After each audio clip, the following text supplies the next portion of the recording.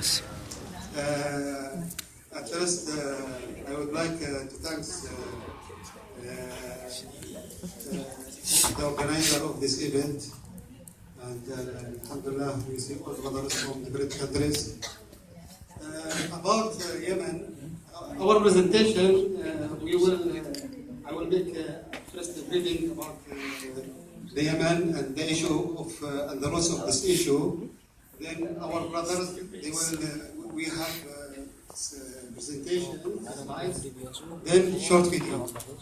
Is it okay to speak in English or Arabic? What do you think? Continue in English. Okay. Malay, I don't have Malay, but my children, they can speak Malay. Really, I have 4 children, they can speak Malay as mother language. And they know the accent. You are from... But they don't study in Malay school, they study in Arab school. Yeah, but they catch the language from neighbors. Okay.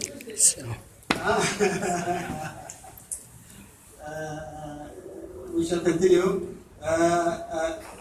What happened in our countries? It is start to begin with Arabian Spring. This is called the Rabi' al-Arabi. Start from Tunisia, then continue Egypt, then Yemen, then Libya, then Syria. All countries start, this is Arabian Spring with peace revolution. Peace revolution, there is no weapon. Just people go to the street, ask to change some rules, to change constitution, to change the system. They need more freedom. This is what happened at first. But after that, we should understand, people or president who still in the control for more than 20 years, 30 years, he will not lead people to and give them what they want. So after that, they start facing the people in the street, and they start killing people. So in Tunisia, the president escaped from country and leave the country. So this was there is no what they called it fighting. Egypt, he resigned. In Syria, he still continued Bashar al-Assad, and now changed from peace revolution now to use weapon. And they are in the Syria. They have now many groups. About Yemen, it is, I think it is a big difference. In the Yemen, he starts facing, and the people start, still continue in the street, and still use peace revolution. They didn't use any gun, they didn't use any weapon. So after 1 year, he came to make deals with opposite parties, with the people in the street, and he resigned. And instead of him, the vice president, Abdurrahman came the president. This is what happened in 2011. After that, when the new president, Abdurrahman came, people, the opposite, and this is the Ali Abdullah Saleh, the former president, they came to the dialogue conference and discussed all issues about Yemen. All issues. We have issues about Houthi, about Shia, about south of Yemen, about all issues in Yemen. And after that, after around 1 year from dialogue conference, they received to constitution. And there is outcomes of this conference dialogue. But what happened? This is the problem, and this is the root of problem. Group of Houthi, he started the coup. The coup. He started the coup, and he didn't accept the outcomes of this conference, from the dialogue conference. He didn't accept it. So he started take the cities from Saada until he came to Sana'a. After that, Abdul Mansur Hadi, who was the president, he left Sana'a and went to Aden. Then he asked Saudi Arabia and Emirates to help him. Then the fighting started. So the problem and the issue problem start from what? From Houthi group. Houthi group is Shia. In our countries in Yemen, we have two madhab. Madhab Shafi'i and madhab Zaydi. Zaydi, not Shia. Houthi, basic is Zaydi. But who live to study in Iran, he bring this madhab Ja'fari Shia. Yeah. And madhab Ja'fari Shia, they have what it says. This is what we call it the logo.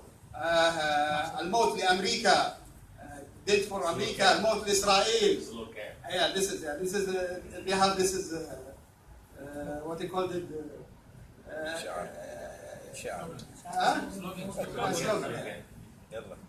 So after that, the war started between Houthi and between legal government.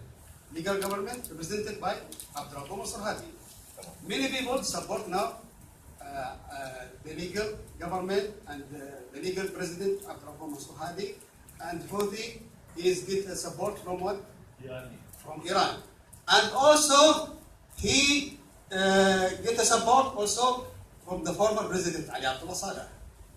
Ali Abdullah Saleh, because he has some control about the army. So he also support Houthi. But after he support Houthi, what happened? At the end, Houthi killed Ali Abdullah Saleh. Really, this is what happened. Subhanallah, this is hikmah ilahiyya. So until now, the war is continue. It is, I think, there is no what we call it end of this situation. Until now, it is not clear. Our brothers, they will speak about humanitarian crisis, and this is the effect of this war. Because the effect of this war, for all sides, education, health, we have now many problems. Now people in Yemen around 3 years or 4 years without salaries. How can they live? I don't know. All boards, air boards, also sea boards, all closed. So we have now a very bad situation. I think I will pass the mic to my friend. He can continue. بسم الله الرحمن الرحيم والصلاة والسلام على رسول الله وعلى آله وصحبه ومن والاه أما بعد.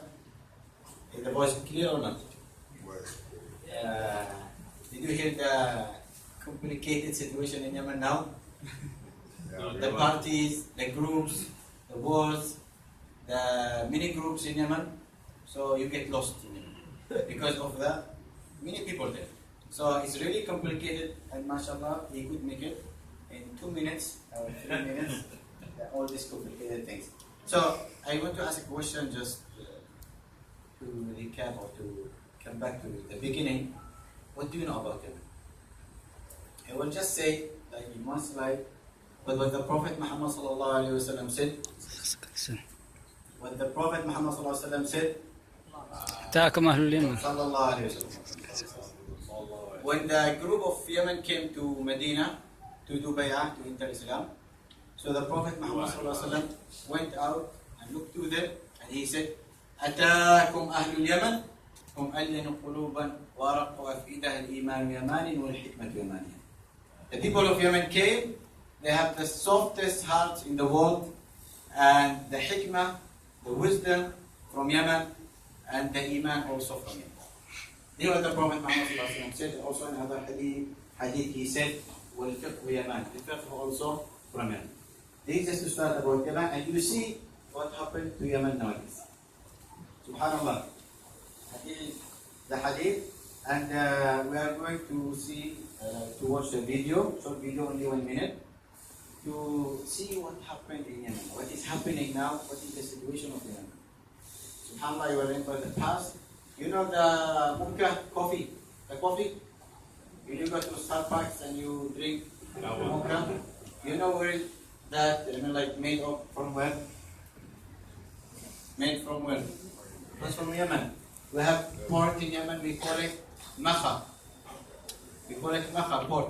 So they used to take coffee from there, call it makha, then they translated it to English, becomes mocha.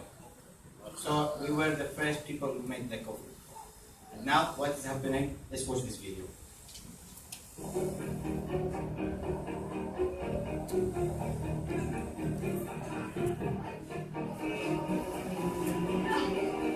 Now, more than 2 years of the conflict, but the people still suffering in everything, lack of services. There is no regular income on a monthly basis.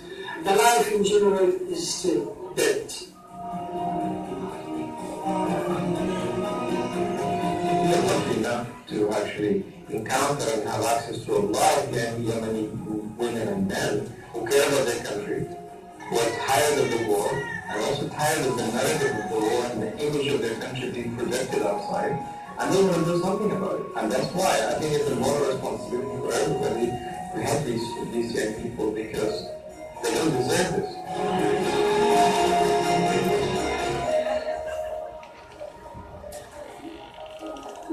في زيادة في عدد السؤال ويبصر الأوضاع اللي نعيشها نحن الآن حاليا، ونحن نستمر في القسم يعني بشكل كبير جدا، علينا ضغط زيادة.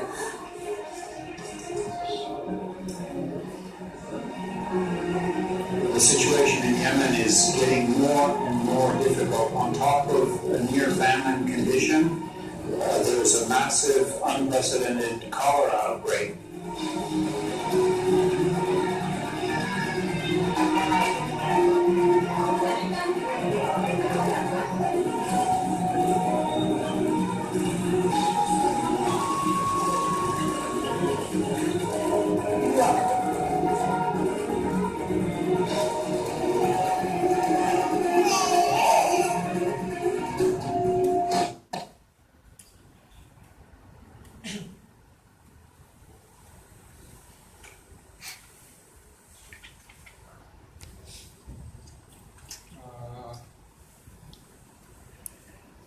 Thank you to Dr. Saad and Sir Ahmed.